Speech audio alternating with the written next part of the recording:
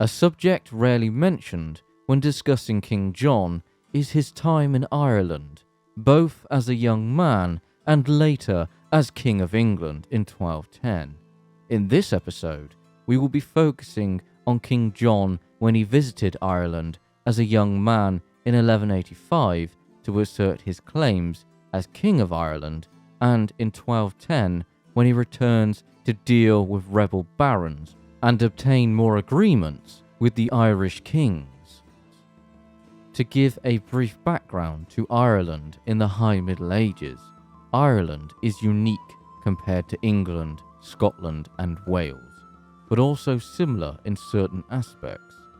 One example of the differences in the Middle Ages is the concept of marriage. A divorce was far easier to obtain as opposed to across the sea. And instead of Irish kings just having mistresses, polygamy, at least for the Irish nobility, was something they readily partook in, much to the horror of the Catholic Church. Yet one aspect of political life common in both Ireland and Britain was the running of government. Kings still issued charters of lands and laws, but there was also canon law in relation to the church, which before the Anglo-Norman invasion, the Irish churches were independent, with a lot of churches across Ireland not under any direct jurisdiction. Unlike in England, where the Canterbury See held great influence and authority over other churches in Britain. Laws and land givings were done by the king, which Ireland had many. But there is one title unique to Ireland, the High King of Ireland. The title of High King of Ireland dates back centuries and is mixed in with myths and legends on the early kings of Ireland. By the time of the 12th century, the title was ceremonial, a badge of prestige to acquire, a title to fight for. A powerful Irish king could attempt to acquire the title. Other than prestige, there were no other benefits. To summarise Ireland in the late 12th century with a quote, Ireland in 1185 was a complex place, politically, culturally, and linguistically. Now that we've given a brief background for 12th century Ireland, we can now focus on how John tried to become King of Ireland and later Lord of Ireland. But first, we need to explore how the Angevins started to turn their attention to Ireland. When the Normans had conquered England in 1066, Ireland had always been somewhat in their sights, but other affairs had taken attention away from a planned invasion. Yet, the first Angevin king of England, a descendant of the Normans, King Henry II, had taken an interest in Ireland. The story goes that Henry wanted to give his younger brother Ireland as his own kingdom or as a vassalage. This idea goes back to 1155, which at this point in King Henry's reign was only the start. He had been King of England for less than a year, and his new vast empire wasn't secure. To head start an invasion of Ireland would require vast sums of cash, resources, and manpower. The Irish Sea was also its own obstacle, plus the Irish themselves were no pushovers. The planned invasion was shelved. Ireland would fade into the background for the Angevin king for now. The next time Ireland came to the attention of King Henry was in 1166, when the King of Leinster, Dermot MacMurrough, was ousted from his throne by an alliance led by one of the most powerful Irish kings, Rory O'Connor, King of Connacht, and now High King of Ireland. Dermot soon travelled to meet King Henry in Aquitaine. To quote the Irish historian R.F. Foster on how this changed Irish history. He appealed for help to Henry II and changed the course of Irish history by doing so. the invitation inevitably became an invasion. Like most great changes in history, it was an accident, unforeseen and unplanned, which opened up Ireland politically to expansive Anglo-French feudalism, as England and Scotland had been. Ireland would have been drawn into that feudal world eventually, closer to its neighbour and trading partner, and would have received feudal colonists, but no doubt in a different way. Ironically, the emerging Irish political unity destroyed itself just when it appeared to be successful. King Henry himself wouldn't go directly to Ireland to assist Dermot, but Dermot could return with support as a vassal to King Henry, performing homage to the English king for his kingdom.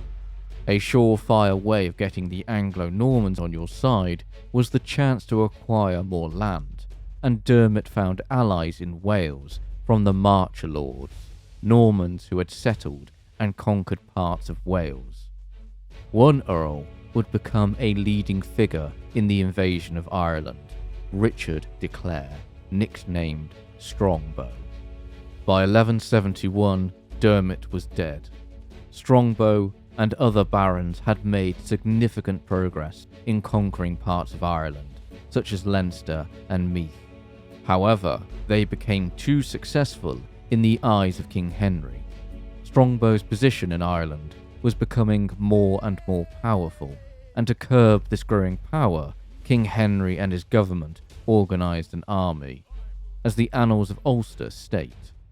There came into Ireland Henry, son of the Empress, most puissant King of England, and also Duke of Normandy and Aquitaine and Count of Anjou, and Lord of many other lands, with 240 ships. So that was the first advent of the Saxons into Ireland, and he came to land at Portlargy and received the pledges of Munster. He came after that to Dublin and received the pledges of Leinster and of the men of Meath. When it comes to King John's first trip to Ireland, as a young man and the son of the king, to enforce and receive submissions from the Irish kings, our secondary sources come to various conclusions on the success of the first venture in 1185. One of the primary sources of information during this first trip comes from the Topography of Ireland by Gerald of Wales, written in 1187, as well as the Conquest of Ireland in 1189. The first manuscript is a fascinating read, giving vivid details on all aspects of Ireland in the late 12th century, from politics to the animals, sea, rivers, land, etc. However, it does contain anti-Irish sentiment, which would later be used as one of the justifications for the continued conquest of Ireland down the centuries. To quote a small part, "This island is also especially remarkable for a great number of beautiful lakes, abounding in fish, and surpassing in size those of any other countries I have visited, on the people of Ireland. But although they are richly endowed with the gifts of nature, their want of civilization, shown both in their dress and mental culture, makes them a barbarous people, for they wear but little woolen, and nearly all they use is black, that being the colour of the sheep in this country. Their clothes are also made after a barbarous fashion." Gerald further comments, "The Irish are a rude people, subsisting on the produce of their cattle only, and living themselves like beasts." And my personal favourite part to lighten the mood, I have also heard it said by merchants who pursued their adventures in the ocean that on some occasions, having unloaded their ships in an Irish port, they found toads in the bottom of the hold, and having thrown them on shore in a living state, they immediately turned on their backs and, bursting their bellies, died, to the astonishment of many who witnessed it. It appears, therefore, that either through the merits of the saints, as report goes throughout the world, or some strange and unheard of, but most kindly, influence of the air, or some occult property of the soil, itself inimical to poison, no venomous animal can exist here, and every kind of poison introduced from other countries forthwith loses its malignant effect. Indeed, the soil of Ireland is so hostile to poison that, if gardens or any other spots in foreign countries are sprinkled with its dust, all venomous reptiles are immediately driven far away. John would leave for Ireland in 1185 after being knighted by his father, or a few weeks after. King Henry had already set the groundwork for John with the Treaty of Windsor, an agreement between King Henry and High King Rory O'Connor. This would be John's first major test as a future ruler, although if we looked at the account of Gerald of Wales, who accompanied John to Ireland, the story would read as an unmitigated disaster for John. His first enterprise of sending his son John into Ireland, which had cost him so much fruitless toil and expense, failed and came to nothing. This isn't the case, as we have grants of lands issued by John that suggest it's more complex than simply discarding the whole adventure as came to nothing. Plus, John did have a challenge on his hands, not only dealing with the Irish, but also the Anglo-Norman lords who had conquered large parts of Ireland. They had effectively ruled their new lands without any direct control from the King of England, and were a force of political nature within their territories, something John would have to overcome. But John didn't help himself. One of the first acts that is mentioned in the primary source is that when John and his retinue met some of the Irish chieftains, who had great long beards, the Irish chiefs were mocked and belittled, even having their beards tugged.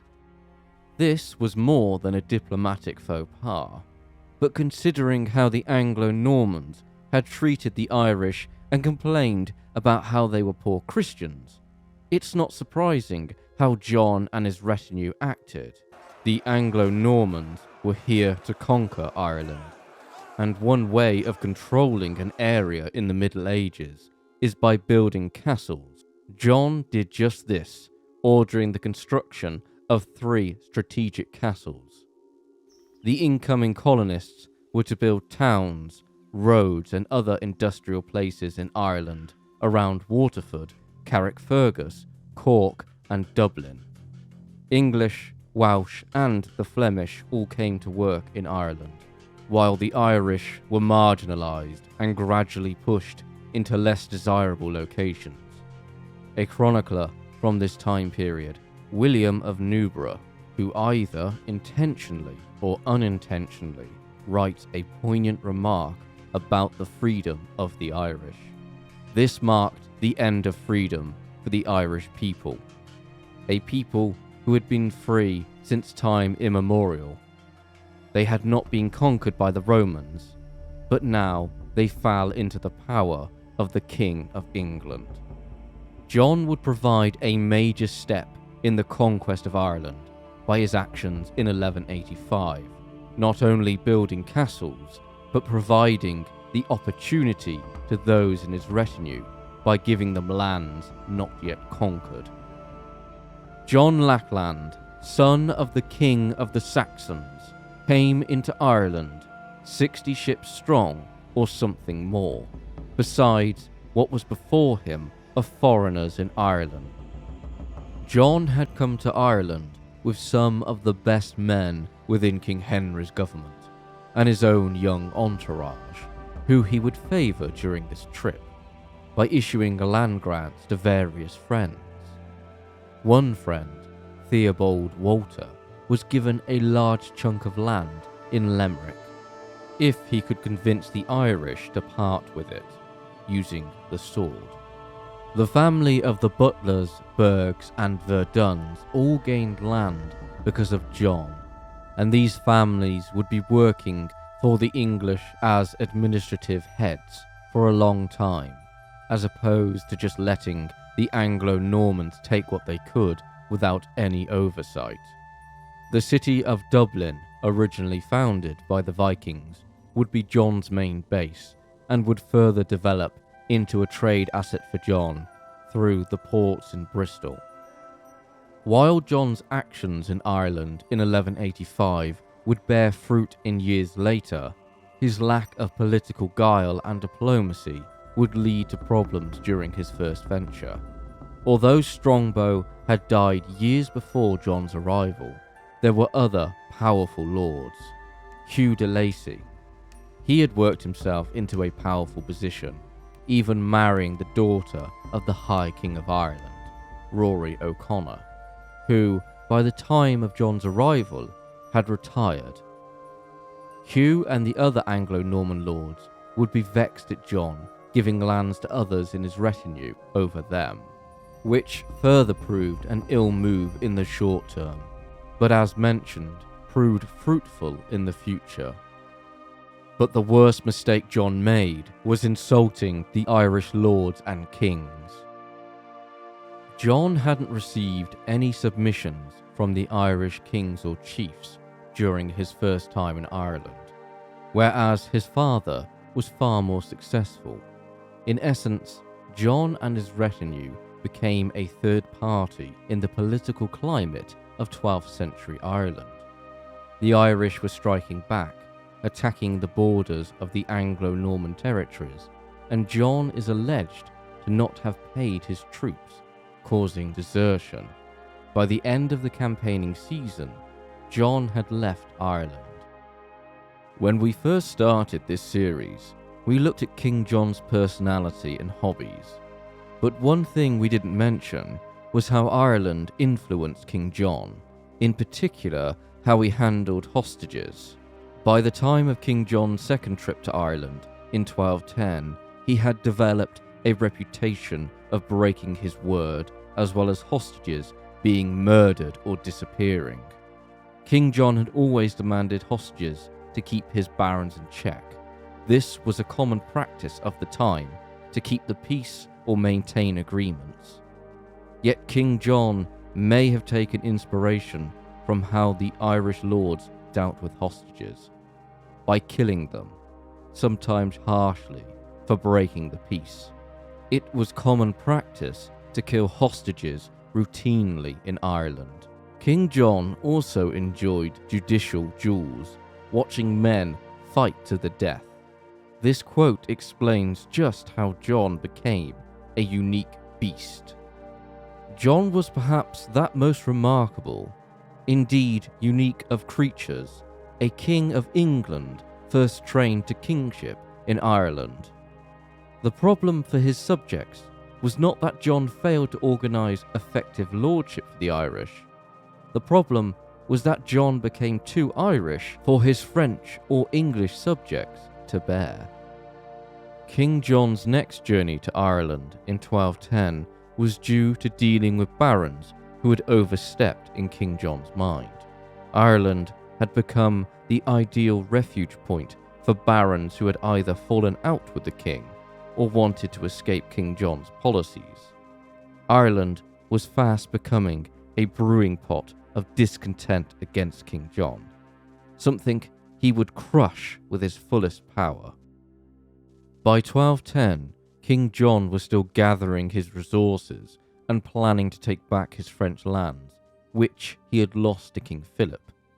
But despite these losses, King John had consolidated such a strong position in Britain that we could argue that this was King John at his most powerful, before he lost it all at the Battle of Bouvines.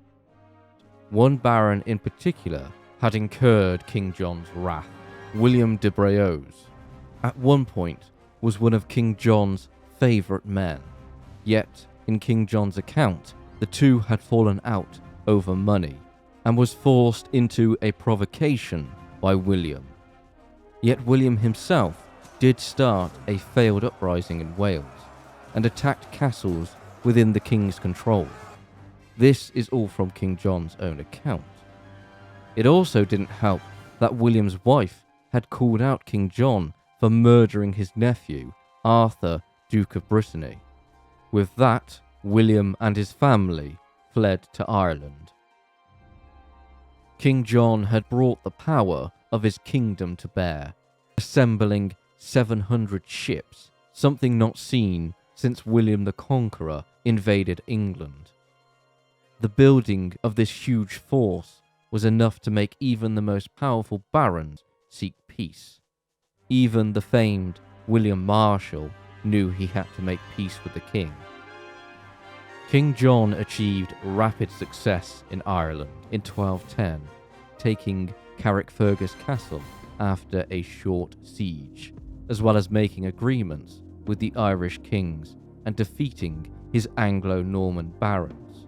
But King John's new positive relationship with some Irish kings fell apart quickly due to King John's insistence on hostages, important ones such as heirs, something, as we know, King John could not be trusted with, and would become a major issue when the barons had cornered a weakened King John at Runnymede with the Magna Carta.